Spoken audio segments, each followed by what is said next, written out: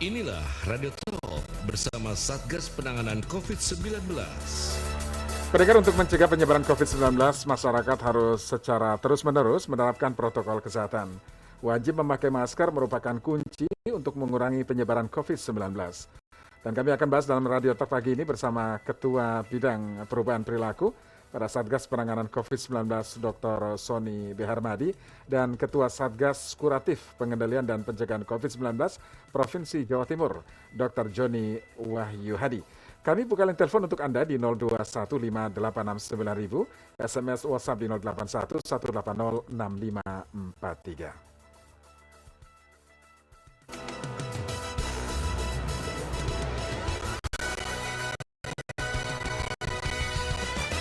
Pak Sony, selamat pagi Pak Sony. Selamat Apa kabar? pagi, Sehat Bung Pak Sony ya? Alhamdulillah baik. Alhamdulillah. Dokter Joni, selamat pagi dok. Sehat selalu dok. Selamat pagi, sehat-sehat, alhamdulillah. Jawa Timur, Surabaya aman ya dok ya? Alhamdulillah aman. Alhamdulillah. Terkendali ya dok ya? Iya, terkendali. Oke, memang inilah yang terjadi hampir seluruh Pulau Jawa ya Pak Sony ya. Tren kasusnya sekarang sudah mulai menurun. Banyak orang yang mengatakan inilah buah dari kebijakan PPKM yang secara berkala dilakukan oleh pemerintah. Nah, tapi tentu kita tidak boleh lengah ya Pak Sony ya. Nah, Betul sekarang sekali. oke, apa pentingnya penggunaan masker saat ini? Meskipun sekarang kondisinya sudah mulai turun Pak Sony. Saya ke Pak Sony dulu. Silakan Pak Sony. Ya, makasih Bung Suryo. Selamat pagi, Dokter Joni dari Jawa Timur. Mas Ani. Jadi terima kasih. Kita tahu bahwa di awal pandemi ini kita belum memahami bagaimana sifat dari virus ini, bagaimana cara penularannya dan seterusnya. Tetapi seiring berjalannya waktu, kita semakin memahami cara penularan dari virus ini. Ya, walaupun terjadi mutasi virus, berbagai varian of interest, varian of concern, tetapi cara penularannya sama ya, melalui saluran pernafasan baik hidung maupun mulut. Nah, kemudian kita tahu bahwa cara mencegah terjadinya penularan yaitu dengan memakai masker. Kita berkali-kali sudah membuat buku ya, baik itu buku pedoman perubahan perilaku maupun buku panduan pengendalian COVID-19. Intinya masker untuk melindungi diri sendiri dan juga orang lain dari kemungkinan terkena virus. Masker mencegah masuknya percikan air liur dan dahak dari orang lain saat mereka bicara, saat batuk, saat bersin, bernyanyi, dan seterusnya. Makanya kami juga selalu menghimbau agar masyarakat terbiasa untuk berbicara memakai masker, karena justru pada saat berbicara itulah ya droplet atau percikan air liur yang besar dan juga aerosol ya yang sangat kecil itu bisa dapat kita cegah dengan masker. Jadi memang sampai hari ini masker sangat relevan untuk mencegah terjadinya penularan virus SARS-CoV-2 sebagai penyebab COVID-19. Ya. Gitu, Bu. Ya. Ya Pak Sony, tetapi masyarakat sudah lama sebetulnya membandingkan dengan masyarakat di negara-negara lain yang mereka sudah divaksin, kemudian mereka bisa buka masker gitu ya. Nah, di Indonesia apakah bisa seperti itu atau pengecualian karena tadi vaksinasi belum mencapai herd immunity tadi Pak Sony? Ya, kita juga belajar ya, walaupun di luar negeri itu ada pelonggaran protokol kesehatan karena vaksinasinya sudah mencapai target, ya sudah melebihi target, tetapi ternyata terjadi lonjakan kasus yang juga luar biasa seperti di Amerika Serikat, sekarang menginjak lagi di India, lalu kemudian juga di Inggris, juga di Israel, ya. Jadi kita bisa tahu bahwa ketika capaian vaksinasi sudah tinggi di banyak negara, tetapi kemudian ada pelonggaran protokol kesehatan, boleh tidak memakai masker dan seterusnya, ternyata terjadi lonjakan kasus lagi. Ya, jadi memang kalau vaksinasi itu kan bekerja pada saat virus masuk ke dalam tubuh, ya. Tetapi masker itu bertugas untuk mencegah virus masuk ke dalam tubuh. Nah, jadi ini proteksi ganda sebetulnya. Masker itu memproteksi ganda di luar, vaksin itu memproteksi ganda di dalam. Nah, makanya kami selalu menyampaikan bahwa Presiden juga berkali-kali mengingatkan bahwa vaksin dan masker itu dua hal yang betul-betul penting, ya, kombinasi yang sangat penting. Makanya kami buat tagline kan, ya, vaksinasi melindungi kita semua, namun harus tetap pakai masker, ya. Sudah divaksin tetap pakai masker atau 3M, apalagi belum. Jadi memang narasi-narasi seperti itu untuk menyadarkan masyarakat, ya, karena tidak semua masyarakat paham bahwa sudah divaksin itu tidak berarti otomatis, ya, menghilangkan risiko, karena yang kita lakukan adalah menurunkan risiko supaya risiko sakit atau risiko kematian semakin rendah. Maka syaratnya adalah kita melakukan proteksi, jangan sampai virus masuk, dan kalau sampai masuk kita memiliki proteksi di dalam bentuk vaksin, gitu Bung. Ya, baik. Nah, Pak Joni, bagaimana upaya terus mengedukasi masyarakat di Jawa Timur, Pak Joni, terkait dengan sekarang trennya sudah mulai turun, tetapi masyarakat diminta tetap harus waspada dengan protokol kesehatannya, Pak Joni. Iya, jadi terima kasih Mas, juga Pak Sony. Tadi apa yang disampaikan oleh Pak Sony itu sesuatu yang memang harus dikerjakan. Memang ada konsep ya, bagaimana menangani pandemi virus yang penularannya melalui aerosol atau droplet. Jadi konsepnya adalah isolasi. Jangan sampai yang sakit, yang membawa kuman itu kontak dengan orang lain. Jadi sebetulnya prinsipnya tidak terlalu sulit, tetapi pelaksanaannya sulit. Jadi prinsipnya adalah isolasi. Bagaimana mengisolasi? Memisahkan atau memberi proteksi. Memberi proteksi terhadap orang-orang yang kemungkinan tertular itu. Jadi memang pakai masker. Kebetulan saya dokter bedah. Jadi pakai masker itu sesuatu yang menyiksa memang. Tetapi itu harus dikerjakan. Ya. Karena salah satunya adalah memproteksi supaya tidak kemasukan virus, ya. Nah, sampai kapan? Nah, pemerintah sudah mencanangkan beberapa indikator, WHO juga, ya, ada 6 indikator itu. Sampai kapan? Sampai semuanya parameternya itu ya memenuhi standar. Contohnya positivity rate sudah kurang dari 5, ya. Kemudian bor rumah sakit juga sudah harus memadai. Kemudian positivity rate itu tadi sudah saya sampaikan. Kemudian juga macam-macam indikator ada 6. Ada 6 indikator, penambahan kasus, ya, itu juga sudah harus kurang dari 20 per 100.000 penduduk per minggu, ya, seperti itu. Jadi 6 indikator itu harus sudah baik dulu, kemudian dievaluasi dalam waktu tertentu, mungkin 2 minggu. Kalau memang tidak ada spike naik, nah baru itu pun harus step by step yang membukanya. Kita lihat di Inggris, memang dia vaksinasinya sudah bagus, kemudian buka masker. Apa yang terjadi? Virus yang teler dalam tanda petik ya, sudah ditekan sedemikian rupa, dia teler, dia memodifikasi dirinya, mutasi. Virus itu pekerjaannya mutasi, apalagi virus RNA. Jadi virus corona itu virus RNA, single strand. Itu mudah sekali mutasi. Kalau dia mendapatkan barrier untuk mereplikasi dirinya, dari baik itu obat-obatan yang tidak membuat dia mati maupun sistem imun yang tidak 100% bisa membunuh dia, maka dia akan mengubah susunan protein yang ada dalam dirinya. Nah, mengubahnya itu bisa menjadi lebih berat, lebih ganas, lebih menular. Oleh karena itu betul-betul pemerintah, masyarakat harus bekerja sama. Tadi sudah disebutkan oleh Pak Sony, masker itu sangat penting. Bahkan di jurnal-jurnal saya banyak baca, masker itu lebih efektif daripada vaksin.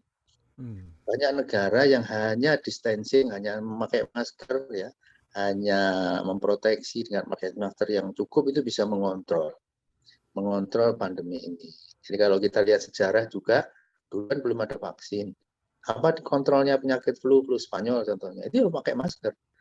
Dan herd immunity, natural herd immunity, sudah banyak yang terinfeksi, kemudian orangnya jadi kebal, orangnya sebagian pakai masker.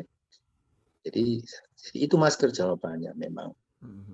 Jawa Timur alhamdulillah sudah terkontrol, ini pada level dari asesmen Kemenkes pada level 3, beberapa kabupaten kota ada 18 kalau tidak salah, ini saya buka datanya. Ini sudah level 2, tetapi sekali lagi ini harus tetap berhati-hati. Protokol kesehatan jangan dilupakan karena memang potensi timbulnya mutasi ya, karena mereka belum betul-betul terkontrol virusnya itu masih ada. Kalau kita sekarang dengar di beberapa media atau di beberapa literatur, jurnal-jurnal ada mutasi MU yang di mana-mana sudah dideteksi ya. Bahkan di Filipina juga ada. Nah, ini juga mengkhawatirkan. Ya. Kita belajar variasi India ya, varian India. Indonesia pada saat itu sudah terkontrol betul. Saya masih ingat karena setiap hari Bu Gubernur itu selalu mendiskusikan hasil-hasil evaluasi kita. Kemudian Bapak Menko Marves juga selalu memimpin evaluasi PPKM hampir seminggu 2 kali. Kita sudah bisa mengendalikan. India meledak, Malaysia kena, Singapura kena. Nah, waktu itu ya kita masih tenang-tenang, tapi pasti Indonesia juga terkena. Karena apa? Banyak tenaga kerja migran kita yang ada di sana. Komunikasi kita dengan Singapura, Malaysia tetap jalan. Nah, apa yang terjadi? Ya, seperti yang kita rasakan pada bulan-bulan kemarin itu, 2 bulan, 3 bulan yang lalu itu betul-betul suatu yang traumatis ya. Saya kebetulan juga diberi tugas oleh Bu Gubernur untuk mengelola rumah sakit besar. Betul-betul suatu yang traumatis buat kami. Pernah sehari itu pasien meninggal sampai 62. Wow. Jadi itu betul-betul luar biasa. Sebagian 20% lebih itu meninggal sebelum sampai UGD. Ya, jadi UGD sudah meninggal, death on arrival.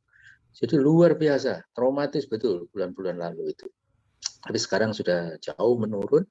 Kami sudah mampu menyediakan ruangan untuk perawatan itu sebanyak 745 bed ya di Sutomo. Sekarang cuma terisi 32. Kita dibantu Kemenkes, dibantu Kementerian PUPR, dibantu oleh Pemprov, dibantu oleh swasta. Nah, alhamdulillah bisa. Tapi ini jangan sampai terjadi lagi third wave ya, gelombang ketiga. Betul-betul traumatis. Apa kuncinya? Ya 5M tadi. Pakai masker, jaga jarak, cuci tangan, ya jangan berkerumun. Kalau makan sendirian, ya. Oke. Seperti itu. Baik, Dokter Joni dan Pak Sony, kita langsung sapa pendengar. Sudah menunggu ada Pak Parulian dan Pak Hari di Bandung, Pak Parulian di Sumatera Utara. Dan untuk pendengar yang lain, Anda juga bisa menyaksikan siaran ini melalui kanal sosmed Radio El Sinta, ada YouTube, Facebook, dan juga Instagram. Silakan Anda juga bisa menanyakan melalui kanal medsos tersebut. Saya sapa dulu Pak Parulian Sumatera Utara. Pak Parulian silakan. Assalamualaikum. Ya, waalaikumsalam Pak Parulian. Begini Pak, ada 3 hal yang mau ditanya. Ya pertama Pak ya, ini berkembang lagi ada istilah varian MU ya. Ya. Apalagi dari Delta ini, Delta Plus MU. Ini hanya dengan kita yang memfokuskan kepada 2 penting ya, dari yang Bapak bilang tadi juga indikator itu, yaitu vaksin dan masker gitu. Nah, sekarang yang mau saya tanya pertama Pak, dalam hal kita kan sudah penyadaran masyarakat terhadap perilaku dan virologi epidemiologi sudah membuat satu bahwasanya untuk siap level 4 3 2 1 tolong ini vaksinasi kita 38 juta ya sekarang kita sudah masyarakat Indonesia dari 70 juta ya. Sudah berhasil divaksin dengan kombinasi kombinasi itu vaksinasi Moderna dan Pfizer. Saya mau tanya apakah sudah cukup kita mengupdate diri kita menggunakan aplikasi Jaga dan Lindungi, penyintas plasma konvalen itu merata menyebar di setiap layanan kesehatan kita. Karena kan tracing testing itu kan berhubungan dengan tugas pemerintah dengan layanan kita itu sudah dan sudah upgrade. Nah, yang kedua, bagaimana mensinkronkan kebijakan-kebijakan di daerah itu kan artinya segala sesuatu mobilitas esensial kritikal itu kan itu tugas Pemda dalam hal ini membatasi orang-orang transportasi pulang pergi, apalagi Sabtu Minggu itu bahayanya kita ini terkadang memuncak di mana tempat-tempat vakansi gitu ya. Itu ada tidak secara perilaku kita mulainya dari bahwasanya walaupun Sabtu Minggu berwisata kita masuk regulasi. Oke, yang ketiga.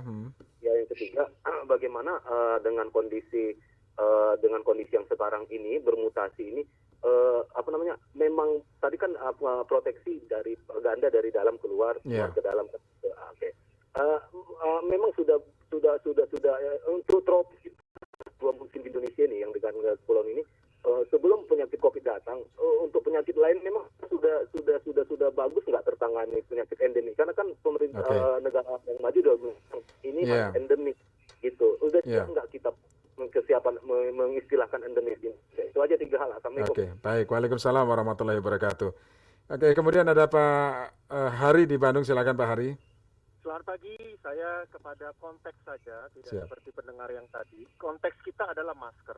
Pertanyaan kepada Pak Dokter, ini banyak sekali orang-orang pakai masker, hidungnya kelihatan Pak. Dan dia merasa sudah pakai masker. Pertanyaannya, apakah dia bisa menularkan dan apakah bisa tertular? Itu yang pertama. Yang kedua Pak, saya masih sering ngopi Pak di kafe, tetapi sendirian. Nah ketika saya mau ngopi, saya buka masker saya seruput kopi saya tutup kembali. Nah pada waktu saya buka masker saya, apakah aerosol itu bisa masuk Pak ke tempat saya? Terima kasih Pak. 2 hal yang langsung praktis saja Pak. Terima kasih Pak Hari di Bandung ya. Oke, kemudian Pak Edi di Tangerang. Silakan Pak Edi. Selamat pagi Pak Sony dan Pak Joni, Pak Studio ya. Jadi sekarang ini udah era vaksinasi ini itu sudah mendekati target yang tinggi ya, 90%-an ya. Jadi saatnya sekarang ini sebenarnya bisa dilonggarkan. Jadi sekarang ini, ya contohnya kemarin itu waktu sepak bola, ternyata udah kayak penonton kan vaksin ke situ kan. Tapi katanya nanti nggak disiplin. Kalau menurut saya kalau udah di stadion, semuanya sudah divaksin semua, tidak perlu lagi disiplin, jadi tidak masalah nonton sepak bola. Yang penting sudah divaksin. Sama dengan anak sekolah itu kalau udah divaksin, kan di gedung itu kan divaksin semua, lalu ketularan dari siapa? Gitu. Jadi saya juga sudah menciptakan lagu ini, saking senangnya dan bersyukur. Saya ciptakan lagu judulnya Corona Musnah Sirna. Jadi kalau sudah divaksin sudah boleh melepas masker begitu maksudnya Pak Edi? Ya iyalah, apalagi kalau di stadion itu, kalau di umum, ya kalau di umum di pasar ya harus pakai juga lah. Oke, nanti ditanggapi ya Pak Edi. Terima kasih Pak Edi. Saya langsung ke Pak Sony dulu untuk menanggapi Pak Sony beberapa poin dari pendengar tadi. Silakan. Iya, jadi pertama aerosol itu maupun droplet ketika orang bicara atau batuk itu bisa menjangkau sampai 2 meter ya dari lokasi si orang itu. Nah, tetapi penelitian terbaru itu bisa mencapai jarak 8 meter, terutama kalau misalkan bersin ya. Nah, kemudian aerosol itu bisa bertahan kurang lebih sekitar 3 jam di udara. Ya, jadi kalau kita memiliki jarak lebih dari 2 meter sih cenderung lebih aman ya. Tetapi aerosol bisa bertahan dalam waktu sekitar 3 jam di udara. Makanya sebaiknya ventilasi itu diperhatikan, sirkulasi juga diperhatikan. Lalu kemudian orang ini masih banyak yang berpersepsi keliru ya terhadap vaksin, seolah-olah kalau sudah divaksin itu menjadi Superman. Jadi vaksin itu walaupun sudah divaksin kita tetap harus patuh protokol kesehatan. Itu karena satu ya kita tahu tidak ada satupun vaksin yang efektivitasnya 100%. Ya, tidak ada. Terus kemudian yang kedua, vaksin itu butuh proses. Dokter Joni lebih ahli nih, ya. Vaksin itu butuh proses untuk menciptakan imunitas di dalam tubuh kita, butuh waktu, ya. Nah, yang ketiga, ya, belum semua orang divaksin. Kita kan nggak tahu siapa yang sudah divaksin atau tidak dan seterusnya. Makanya salah satu protokol kesehatan digital yang diterapkan oleh pemerintah di bawah arahannya Pak Luhut adalah protokol kesehatan digital menggunakan aplikasi Peduli Lindungi, memastikan selain orang itu sehat, sebaiknya orang yang beraktivitas juga orang yang sudah divaksin, karena itu menurunkan risiko penularan. Nah, jadi memang itu ada beberapa hal yang harus diperhatikan, dan kemudian yang paling penting adalah tadi Pak Joni sudah jelas sekali ya, ada beberapa negara yang menerapkan protokol kesehatan secara ketat, ya, walaupun tingkat vaksinasinya belum mencapai tingkat yang sudah tinggi, tetapi mereka berhasil untuk mencegah terjadinya penularan dalam jumlah yang cukup besar.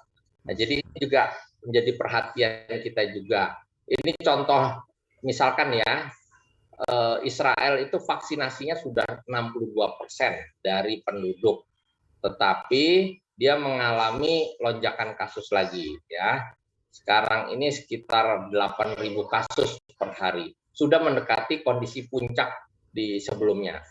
Lalu kemudian misalnya lagi Jepang itu sudah 44% masyarakatnya yang divaksin, tetapi kasusnya pada hari ini itu sudah 4 kali lipat daripada puncak kasus sebelumnya. Jadi Jepang sekarang sudah sampai di angka 23.000, ya. Nah, itu 4 kali lipat dibanding puncaknya pada beberapa bulan sebelumnya yang di angka 6.000. Nah, jadi akhirnya protokol kesehatan diperketat lagi, sehingga walaupun sudah vaksinasi tadi, ya, Amerika itu sudah 51% lebih, ya, tetapi juga terjadi lonjakan kasus, bahkan sekarang kira-kira per hari sudah 155.000 tambahan kasus, dan itu tentunya berdampak besar. Jadi makanya kita walaupun ada varian baru, mutasi virus dan seterusnya, cara proteksinya sama kok, ya. Makanya Pak Presiden bilang pakai masker, pakai masker, pakai masker. Karena jaga jarak itu kan tergantung orang lain juga, bukan cuma dirinya. Keputusan menjaga jarak itu kan dipengaruhi oleh keputusan orang lain. Tapi kalau keputusan pakai masker itu benar-benar keputusan individual kita, ya. Jadi kalau kita pakai masker, apalagi ditambah dengan jaga jarak dan tidak menyentuh wajah, kita cuci tangan sebelum menyentuh wajah atau makanan, itu akan menurunkan risiko penularan dengan sangat besar. Kami sudah ada tuh di dalam buku-buku panduan kami, berharap masyarakat bisa membacanya dan menggunakan.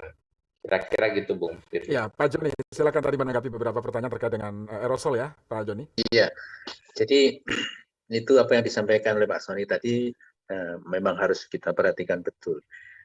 Dari sisi perilaku virusnya, jadi kalau kami berpendapat dalam menangani penyakit itu kita harus tahu agentnya, perilaku agentnya, environmentnya, kemudian hostnya. Hostnya itu manusia. Nah, kebetulan manusia itu bertindak sebagai host maupun sebagai carrier, pembawa. Yang khas pada penyakit ini, COVID ini, manusia ini bisa nampak tidak sakit, tapi dia bisa menularkan. Ini celaka ini. Biasanya orang nampak sakit atau dia pada keluhan baru menularkan. Tapi ini orang yang sehat-sehat kelihatannya bisa menularkan. Makanya kita harus berpikir positif. Artinya positif itu setiap orang di depan kita positif begitu berpikirnya. Positif bisa menularkan. Lebih waspada ya, Dok ya. Itu lebih waspada. Nah, kemudian penularannya sendiri tadi sudah disampaikan bisa pakai percikan, bisa juga aerosol. Aerosol itu terutama di ruang tertutup ber-AC ya, makanya harus dibuka kaca-kacanya. Kemudian bisa juga melalui benda-benda yang terkontaminasi. Kemudian benda itu kita pegang, tangan kita kemudian masuk ke hidung atau ke mulut. Nah, atau ke mukosa mata. Jadi mata itu dengan hidung ada hubungannya, ada ductusnya, ada salurannya begitu yang bisa dipakai untuk jalannya kuman itu. Kemudian virus sendiri, sebetulnya virus itu dia menyerang manusia itu karena dia pengen memperbanyak diri. Dia masuk ke sel, mereplikasi diri, menggunakan sel kita, kemudian dia memperbanyak diri. Jadi dia tidak tahu kalau dia itu nyerang manusia, atau dia pengen memperbanyak diri saja itu sebetulnya. Nah, gejala yang timbul itu adalah akibat respon tubuh kita terhadap masuknya virus. Di Sutomo kami merawat 8.000 lebih pasien itu ya. Kalau boleh saya simpulkan, itu tidak satupun yang sama persis gejalanya. Tidak satupun. Memang ada beberapa yang sama gejalanya, tapi sebetulnya profilnya beda-beda setiap orang, karena tergantung respon kita terhadap masuknya virus. Nah, ada hal-hal yang perlu kita perhatikan. Ya. Memang 80% dikatakan ringan, ya. Nah, kemudian 20% yang timbul masalah. Tapi tidak ada jaminan bahwa si A, si B, si C nanti jadi ringan, sembuh. Tidak ada komorbiditas, pasti ringan, tidak demikian. Banyak pasien yang muda, tidak ada komorbiditas, tapi perjalanannya luar biasa yang akhirnya meninggal. Karena memang spesifik, ini suatu personal disease. Oleh karena itu yang terbaik apa? Jangan sampai kita terpapar. Ada hal yang mungkin barangkali ini karena didengar oleh semua orang di Indonesia. Sering saya lihat di media-media, Nyun Sewu ini, mohon maaf. Sering kalau kita pidato, justru di depan orang banyak dibuka maskernya, terus ngomong. Itu salah. Jadi kalau kita ngomong tetap pakai masker. Justru pada saat ngomong itulah yang bisa menjadi sumber ya. Menularkan. Kita kan tidak tahu kita ini pembawa atau kita lagi sakit, ya kan? Karena nampak-nampak sehat belum tentu kita tidak membawa. Nah, oleh karena itu mungkin nanti ada baiknya siapapun yang berpidato, kalau ada orang di depan kita atau sekitar kita, di belakang kita, even di belakang kita, itu harus pakai masker. Sering kali saya melihat di TV-TV justru pada saat mau memberi sambutan maskernya dibuka. Itu salah. Gitu. Lalu dipakai lagi setelah diam. Loh, untuk apa ya?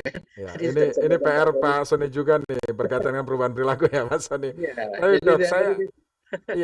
Dok, saya lanjut ada beberapa poin tadi. Memakai masker tapi hidungnya kelihatan, Dok. Itu pertama. Itu salah apakah juga. bisa menularkan atau tertular? Ya, kemudian jadi kalau ngopi, satu lagi Dok, kalau ngopi ya dibuka terus diseruput kopinya, kemudian ditutup lagi. Nah, itu juga Dok. Karena jadi itu bisa begini, silakan Dok. Ya, jadi begini ya. Saya akan sampaikan karena beliau sendiri yang menyampaikan, masih ingat Pak Doni Monardo ya. Pak Doni Monardo kan kepala Satgas. Beliau kan sangat-sangat perfect ya, sangat-sangat perfect, sangat-sangat hati-hati. Beliau sampaikan sendiri, saya dengar sendiri dari beliau. Tertularnya pada saat beliau sebentar buka masker dahar bareng. Ya, jadi itu sesuatu yang itu contoh ya, itu contoh. Makanya kalau dari kami menyarankan jangan pernah buka masker kecuali sendirian. Kecuali sendirian. Ya, kalau sendirian seperti sekarang saya buka maskernya karena sendirian. Ya, gitu. Pokoknya ya sudah, kita harus berpikir positif, orang sekitar kita itu positif. Jadi kalau kita buka masker ya sebentar aja bisa ketularan. Nah, tadi saya sampaikan berapa banyak virus yang bisa membuat gejala ya tergantung respon tubuh kita. Kalau kita susceptible, ada reseptor kita banyak, terus kemudian sistem pertahanan tubuh kita tidak bisa menghalau virus ya, walaupun hanya sedikit ya bisa juga menimbulkan gejala. Itu yang mungkin penting yang harus kita perhatikan pada pandemi. Baik, Dok, kita sapa pendengar selanjutnya Pak Iswanto di Bandung sudah menunggu ya, Pak Sony juga ya. Pak Iswanto silakan Pak Is. Selamat pagi Bung Wiryo. Pagi Pak Iswanto. Pak narasumber. Ya. Jadi Pak, Tiongkok itu Pak negara pertama yang COVID-19 Pak. Tetapi sudah setahun setengah lebih mereka itu hampir nol untuk penularan lokal Pak. Kalau toh ada 10 atau 20 dalam 2 minggu teratasi dan mereka super ketat dengan orang luar yang masuk. Nah, maksud saya Pak, apa nggak salahnya juga kita belajar ke Tiongkok tuh bagaimana cara ininya gitu loh Pak. Ya, jadi mungkin tidak sama persis, tapi mereka kalau menurut saya paling berhasil di dunia untuk kontrol penularan COVID Pak. Mereka negara pertama yang terjangkit, tapi yang paling berhasil Pak. Nah itu satu Pak. Kedua Pak, saya mau usul Pak. Kita kan sekarang itu ada peduli lindungi. Nah itu kita pasang APP-nya juga susah Pak. Nah saya mau usul, kan konon ini bisa lama Pak. Bagaimana kita mengintegrasikan satu data Pak. Apakah misalnya di KTP, kita hanya bawa KTP, begitu di-scan, kapan kita di antigen, kapan kita di PCR, kapan kita terkena COVID atau tidak, suhu kita berapa, langsung disensor suhu kita berapa jumlah orang yang masuk suatu tempat umum dan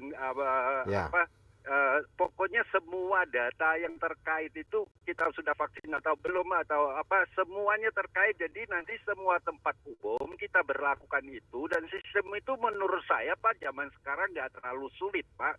Nah coba kita integrasikan jadi satu lah, apakah di KTP ataupun dengan sekarang vaksin itu pakai di data BPJS ya. Jadi jadi satu Pak, kalau datanya nggak mencar, nanti untuk ke restoran, untuk ke tempat umum itu semua pasang sensor dengan dihitung otomatis pakai pintu palang, jadi nggak perlu di tenaga manusia lagi yang jaga Pak. Kalau kapasitasnya 100, lebih dari 100 nggak bisa masuk Pak. Oke. Itu saja Pak, selamat pagi. Terima kasih, selamat pagi Pak Iswanto. Pak Sony dan Dr. Joni, sebelum ditanggapi kita jeda sejenak ya, nanti kita lanjutkan.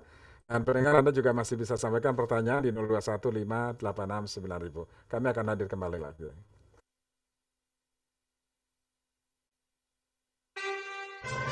Radio Talk bersama Satgas Penanganan COVID-19. Hai, aku Feni. Sekarang banyak WFH, jadi punya banyak waktu ngedekor ulang barang-barang vintage yang memang kesukaan aku dan suami. Sejak lama kami berburu barang-barang vintage supaya pas nempatin salah satu unit di Caribbean Sumarekon Sepang sudah ready. Kami langsung pilih unit yang luasnya 8x16 meter persegi. Ada juga yang 7x16. Harganya oke kok, mulai 2,3 miliar. Apalagi lokasinya dekat tol BSD dan Ruko Goldfinch yang memang sudah ramai. Tipe Caribbean ini desainnya modern dan natural, tapi klasik plus homey banget. Suasana klasik ini bikin aku betah kerja dari rumah. Aku bisa lebih tenang berpikir dan matang dalam memutuskan. Kalau sahabat belinya sampai September, bisa dapat Samsung G Flip dan promo menarik lainnya. Bunga KPR-nya 3,99 fix 2 tahun. Tunggu apa lagi? Hubungi 021 5421 0008 atau www.sumarekonserpong.com. Sumarekon Serpong. Untuk pertama kalinya dalam sejarah, Provinsi Papua menjadi tuan rumah Pekan Olahraga Nasional ke-20. Seperti apa persiapan dan kesiapan yang telah dan sedang dilakukan? Nantikan berita dan informasinya dalam program Jelang Pekan Olahraga Nasional ke-20 Papua. Tidak hanya liputan dari reporter El Sinta yang berada di Papua, kami juga akan menghadirkan wawancara dengan pihak panitia, pemerintah, atlet, dan official PON Papua, live dan interaktif. Jelang Pekan Olahraga Nasional ke-20 Papua, hanya di jaringan radio dan media sosial El Sinta.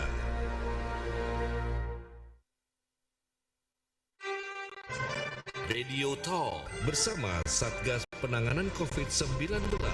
Pendengar, penggunaan masker masih sangat penting meskipun saat ini angka penularan COVID semakin turun. Kami masih bahas bersama Ketua Bidang Perubahan Perilaku Satgas Penanganan COVID-19 Dr. Sony B. Harmadi, kemudian Ketua Satgas Kuratif Pengendalian dan Pencegahan COVID-19 Provinsi Jawa Timur Dr. Joni Wahyudi. Baik, Pak Sony bisa langsung menanggapi tadi pertanyaan Pak Iswanto di Bandung ya. Tadi menyinggung soal aplikasi Peduli Lindungi yang bisa diintegrasikan tidak sebetulnya. Kemudian tadi apakah aplikasi Peduli selama ini sudah cukup untuk melakukan tracing dan lain sebagainya, Pak Sony? Ya, baik. Jadi memang kita sudah merancang, mendesain, terus kemudian mengaplikasikan yang namanya aplikasi Peduli Lindungi. Aplikasi Peduli Lindungi sebagai protokol kesehatan digital ini memuat informasi kesehatan individu, ya. Terus kemudian juga status apakah sudah divaksin atau belum. Nah, jadi ini menjadi syarat masuk ya di beberapa tempat uji coba, ada 6 sektor. Jadi intinya begini, kita ingin memastikan bahwa orang yang melakukan aktivitas itu punya risiko rendah menulari atau risiko rendah untuk tertulari, ya. Jadi apa yang menjadi syarat supaya risiko itu rendah? Satu, memastikan bahwa dirinya sedang sehat. Memastikan bahwa orang yang sedang beraktivitas itu sehat. Gimana cara memastikan sehat? Ya melalui screening langsung dengan misalkan cek suhu, ya kan? Terus memastikan bahwa yang bersangkutan pakai masker, jaga jarak, cuci tangan. Lalu kemudian juga memastikan status kesehatannya melalui aplikasi Peduli Lindungi.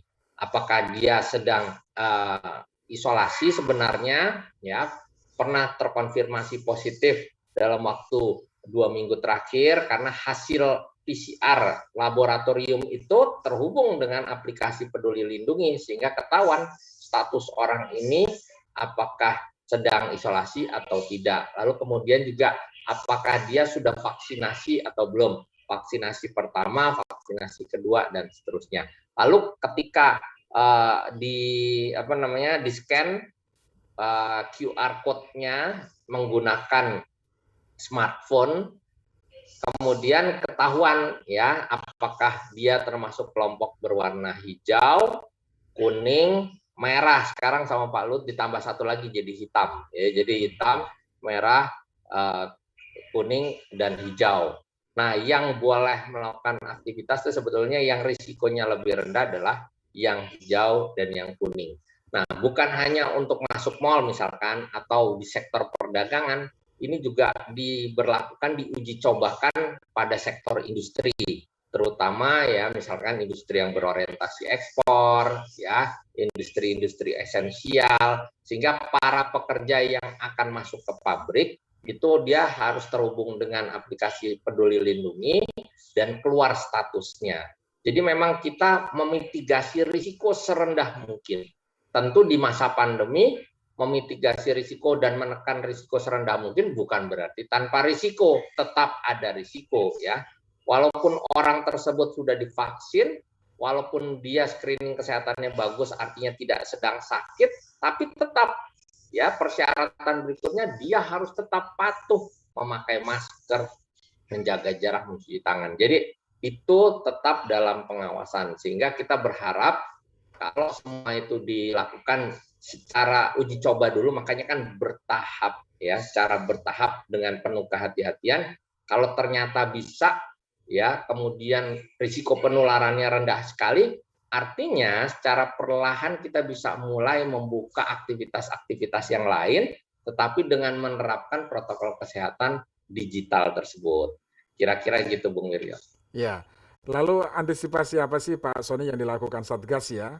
Ini mengantisipasi lonjakan ketiga kasus COVID dari varian baru MU ini, Pak Sony. Ya, jadi memang. Ya, halo Pak Sony. Pak Sony sepertinya ada gangguan sinyal ya. Saya ke Dr. Joni terlebih dahulu ya. Ya, halo Pak Sony sudah nyambung lagi? Pak Sony? Oke, saya ke Dr. Joni dulu. Dr. Joni, apa yang perlu diantisipasi oleh kita sebagai masyarakat, Dr. Joni, terkait dengan kemungkinan varian baru MU tadi ya, Pak Dr. Joni ya, yang bisa berpotensi menimbulkan gelombang ketiga dari COVID di Indonesia ini? Ya, satu sebetulnya ini untuk seluruh masyarakat dan kita semuanya. Mutasi pada virus, terutama yang RNA itu, virus corona ini kan RNA virus, itu hal yang wajar dan itu sudah pekerjaannya dia. Jadi tidak usah terlalu dibesar-besarkan. Jadi artinya memang ya dia itu pekerjaannya mutasi untuk mutasi terus ya Dok ya. Iya, mutasi terus.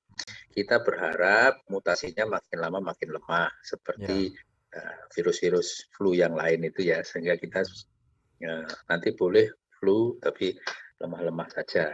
Itu kita berharap begitu. Kemudian apa yang harus dicegah? Yaitu tadi. Jadi prinsipnya adalah isolasi. Isolasi virus itu ada hanya dalam satu kelompok tertentu. Prinsipnya itu. Makanya kalau ada misalkan sekarang sudah di Filipina kan sudah dekat.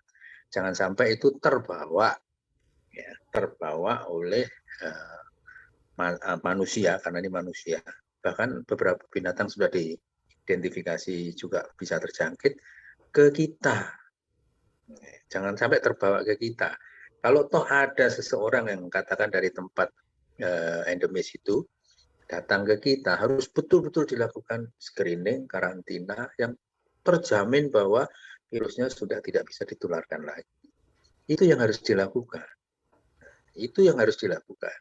Terus kita juga meningkatkan ketahanan tubuh kita, memproteksi diri kita masing-masing. Caranya sudah jelas, tadi sudah kita diskusikan. Pakai masker, kemudian pertahankan jangan sampai tubuh kita terlalu capek.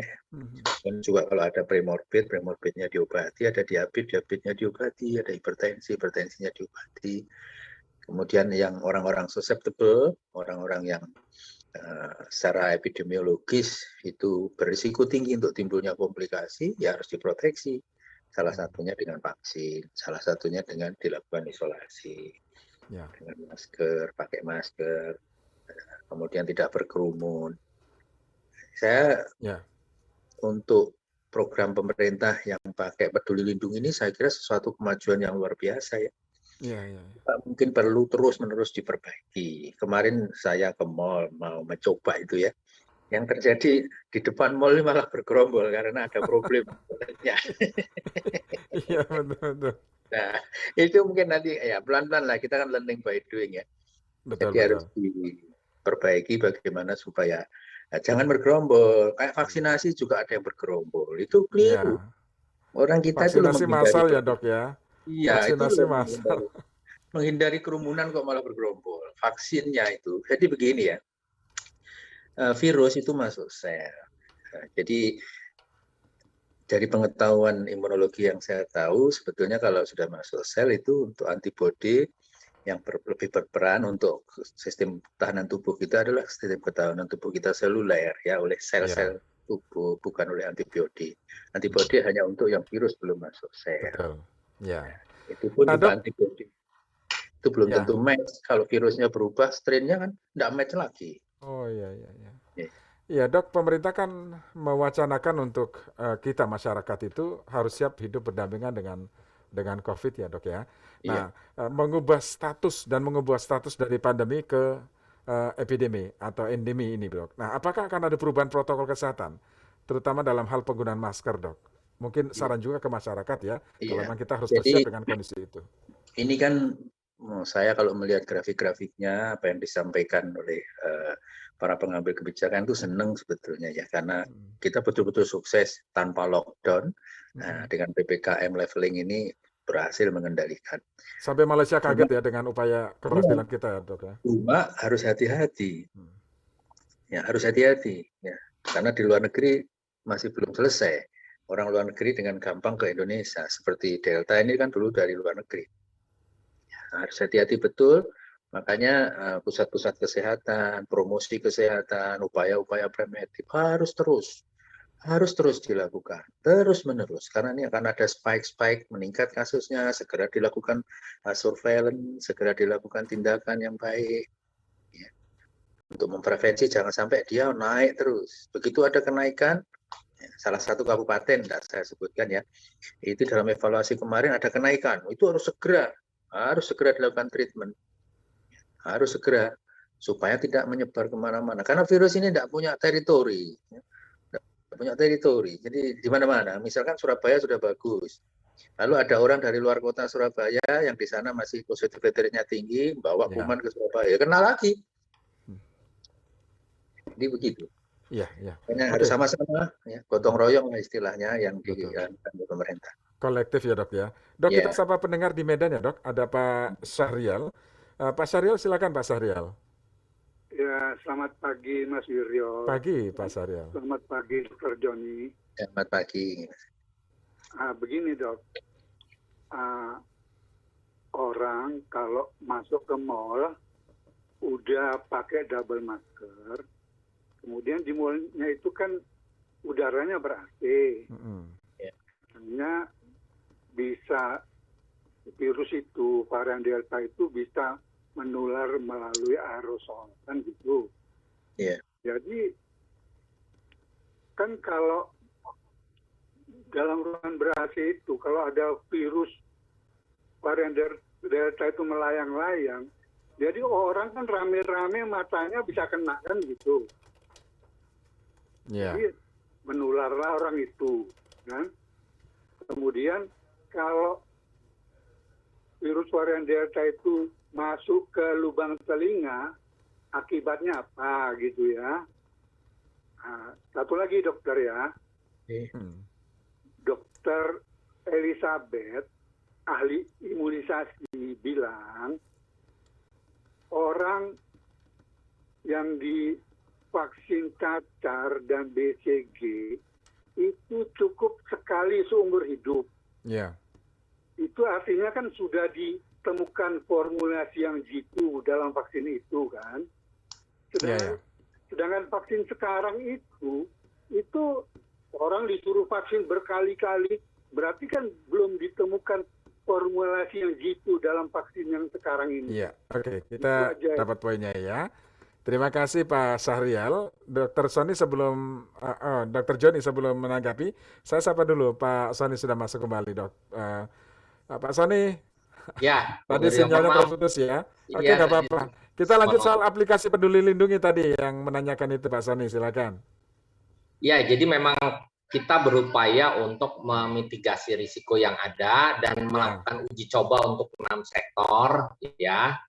Lalu kemudian kalau ternyata berhasil, tidak muncul klaster, tidak muncul penularan secara masif, maka ini akan diterapkan pada sektor-sektor yang lain, sembari kita secara bertahap, berkelanjutan melakukan pembukaan aktivitas-aktivitas. Jadi intinya kita nggak bisa terus-terusan containment ya, kita terus-terusan dikurung, buka, kurung, buka, dan seterusnya.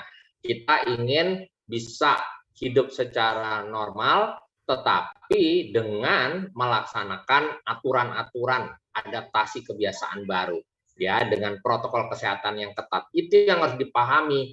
Jangan berpikir bahwa di dalam masa pandemi kita ingin hidup secara normal, tetapi kemudian tidak melaksanakan protokol kesehatan. Ya, akhirnya terjadi penularan lagi. Ini yang salah nih.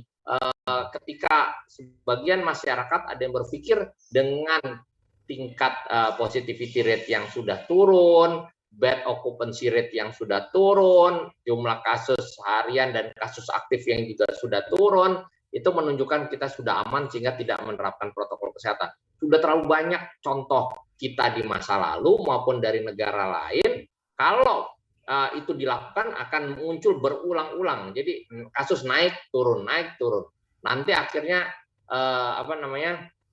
dilakukan containment, ya, nggak boleh ada mobilitas dan seterusnya, nanti dibuka lagi dan seterusnya. Begitu dibuka seperti itu lagi euforia, nanti ditutup lagi, terus kasus turun dibuka lagi, euforia lagi, meledak lagi kasus, terus kemudian ditutup lagi aktivitas mobilitas dan seterusnya. Kita nggak ingin seperti itu, ya. Jadi kita ingin hidup, aktivitas bisa berjalan, tetapi mohon dipahami betul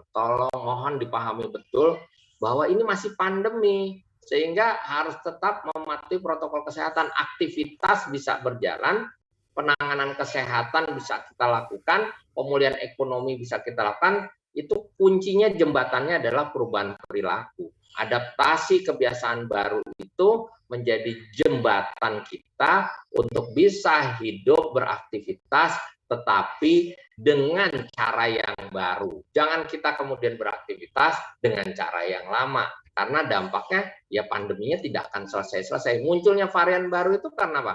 Ledakan kasus lagi, turun lagi, ledakan kasus lagi. Ya, mutasi virus itu kan terjadi ketika dia melakukan replikasi. Ketika masif replikasinya, bisa saja terjadi kesalahan dalam susunan materi genetiknya, sehingga ketika replikasi tadi muncullah mutasi atau varian baru.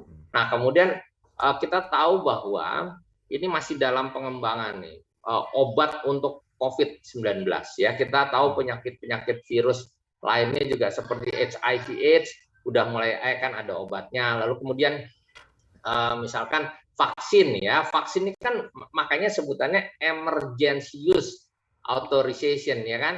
Otorisasi untuk penggunaan kedaruratan, bukan berarti sudah selesai, karena biasanya itu butuh proses tuh, ya. Ketika clinical trial atau uji klinis ketiga tuh butuh proses cukup panjang, tahunan, untuk mengetahui bagaimana cara membuat vaksin yang bisa bertahan dalam jangka waktu yang lama. Jadi memang semua masih proses pengembangan. Oleh karenanya kita harus tetap melaksanakan protokol kesehatan sampai kita betul-betul bisa menemukan obatnya, sampai betul-betul bisa menemukan vaksin yang bisa bertahan dalam jangka panjang.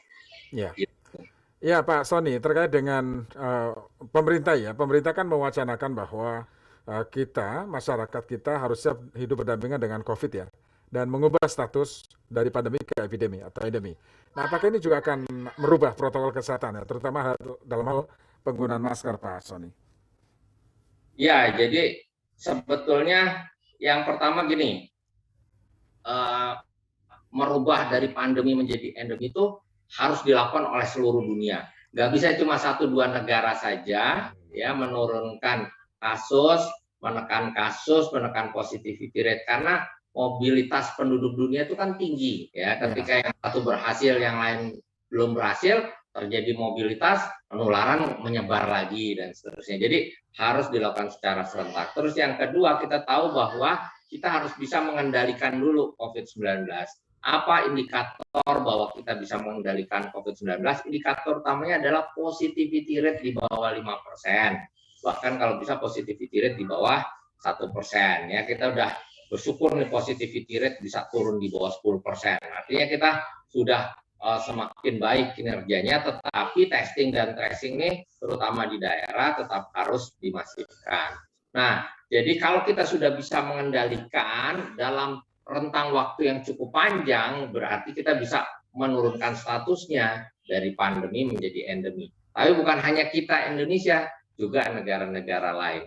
Nah, yang kita lakukan selama kita belum mencapai kondisi tersebut, ya kepatuhan protokol kesehatan itu benar-benar menjadi harga mati. Makanya kami buat iklannya juga pakai masker harga mati, tidak pakai masker bisa mati, gitu kan. Jadi untuk mengingatkan ada komunikasi risiko terhadap apa yang harus dilakukan oleh masyarakat. Dan itu bukan menakutkan, tapi memang fakta seperti itu, Pak Sony ya.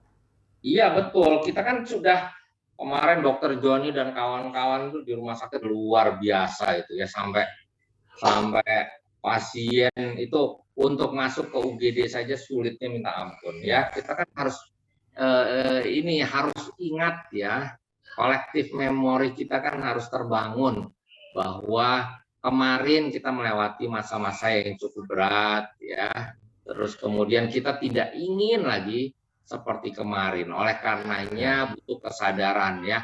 Orang itu seringkali baru menyesal ketika dia mengalami kesulitan tersebut. Tapi ketika diingatkan tuh kadang-kadang mungkin ya, makanya kita lihat kemarin ada kafe yang ramainya luar biasa. Terus kemudian orang berbondong-bondong menyerbu puncak dan seterusnya. Jadi ini kita ingin masyarakat punya kesadaran lah bahwa sedikit saja masyarakat yang abai terhadap protokol kesehatan, tidak membatasi mobilitas, itu dampaknya luar biasa besar terhadap Indonesia secara keseluruhan. Baik. Ya, Dr. Joni, tadi ada beberapa pertanyaan ya, Dr. Joni.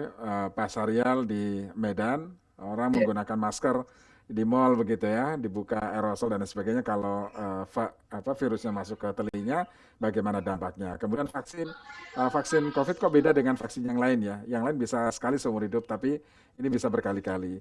Kemudian tadi kenapa kita tidak belajar dari Tiongkok misalnya, cara penanggulangannya, cara mengatasinya, mereka berhasil, kita juga bisa tiru sebetulnya. Pak Joni, silakan.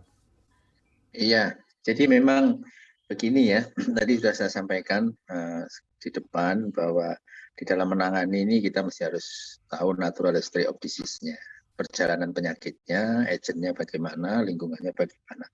Untuk di mall kan pemerintah sudah terapkan aturan, dibatasi jumlahnya, pakai masker, kemudian yang boleh yang sudah vaksin, kan begitu. Ini tujuannya hanya untuk mengurangi probability dari penularan, kan begitu, ya kan? Kemudian tadi meniru Tiongkok ya. Tiongkok kalau kita lihat di TV-TV, di media kan luar biasa ketatnya protokol kesehatannya. Ya kita harus begitu. Ya, kita harus begitu. Tidak perlu kita menunggu harus ada operasi justisi. Ya. Kasihan kawan-kawan tentara, kawan-kawan polisi kalau harus melakukan. Saya melihat di suatu media ada tadi disampaikan Pak Sony juga. Kafe yang penuh sekali sehingga kawan-kawan polisi, kawan-kawan TNI harus teriak-teriak, harus menertibkan, mengingatkan lagi. Kita sendirilah harus tahu diri. Kemudian yang lewat telinga tadi, ya, memang beda hidung, mulut sama mata itu beda. Kalau mulut dengan hidung itu ada hubungan langsung. Mata dengan hidung ada hubungan langsung secara anatomis. Tapi kalau telinga itu ada hubungan, tapi di situ ada gendang telinga. Jadi mungkin kalau di telinga saya belum melihat ada kans untuk menularkan COVID ini. Kemudian mengenai vaksin. Jadi tadi sudah kami sampaikan. Jadi vaksin itu ya kan merangsang timbulnya ketahanan tubuh. Ketahanan tubuh itu ada dua, ada yang spesifik, ada yang non spesifik. Nah, yang spesifik itu yang merangsang harus sama, begitu. Nah, pekerjaannya virus RNA itu mutasi. Mutasi itu artinya mengubah dirinya, mengubah susunan proteinnya, sehingga bisa tidak dikenali oleh tubuh kita. Sel memori kita tidak kenal lagi. Makanya berkembang bermacam-macam vaksin. Jadi sesuatu yang secara ilmiah bisa diterima. Ya, macam-macam jenis vaksin yang ada untuk corona. Semuanya kan terus dilakukan kajian-kajian. Bukan berarti seperti campak TBC. TBC itu juga sudah ada strain-strain baru loh. Ada namanya multi drug resistant dari TBC. Jadi TBC yang tidak bisa diobati dengan obat yang sudah ada, itu ada loh. Jadi apakah BCG yang dulu itu masih bermanfaat? Itu perlu dikaji. Jadi di Sutomo kami banyak pasien yang multi drug resistant untuk TBC itu. Jadi memang demikian. Jadi ilmu bertambah terus, kemudian ya harus disesuaikan pencegahannya. Saya kira gitu. Iya, baik. Dok, Pak Sony bisa disampaikan kepada masyarakat, Pak Sony, sekaligus mengingatkan kembali ya bahwa bahayanya masih akan tetap ada ya, waspadanya harus ditingkatkan, Pak Sony. Ya betul. Jadi bahaya itu masih ada dan terus kita harus mematuhi protokol kesehatan. Pandemi belum berakhir, WHO juga belum mencabut status pandemi, dan kita tahu bahwa kemarin kita sudah pernah mengalami masa-masa sulit, ya lonjakan kasus sehingga beban di fasilitas kesehatan kita juga luar biasa. Dan sekarang kita sudah berada dalam kondisi yang jauh lebih baik berkat masyarakat juga, ya makanya kami mohon dukungan masyarakat kita semua bekerja sama agar terus melaksanakan protokol kesehatan. Jangan abai, betul-betul jangan abai, karena sedih sekali ya begitu kita melihat ada pengabaian, orang kemudian melakukan mobilitas yang tidak perlu, lalu kemudian melakukan aktivitas yang sebetulnya bisa dilakukan di rumah, dan seterusnya tanpa melaksanakan protokol kesehatan, risiko penularannya akan meningkat kembali. Kalau terjadi lonjakan lagi, apalagi kita tahu sekarang sedang berkembang beberapa varian baru, dan kemudian punya dampak juga ya terhadap efektivitas vaksin misalkan diduga, maka nanti pandeminya nggak selesai-selesai ya. Akan kasus kita ketatkan lagi turun, kita longgarkan lagi, melonjak lagi gitu ya. Kan nggak bisa seperti itu. Makanya pakai masker, jaga jarak, cuci tangan itu adalah cara terbaik ya, sambil kita terus mendorong masyarakat untuk bisa divaksinasi, kira-kira gitu. Baik, Pak Sony dan Dr. Joni, terima kasih sudah bersama kami, sangat mengedukasi sekali masyarakat. Semoga kita selalu sehat selalu ya, Dr. Joni dan Pak Sony. Selamat pagi. Makasih. Ya, pendengar, demikian tadi Ketua Bidang Perubahan Perilaku Satgas Penanganan COVID-19 Dr. Sony B. Hermadi dan Ketua Satgas Kuratif Pengendalian dan Pencegahan COVID-19 Provinsi Jawa Timur Dr. Joni Wahyuhadi.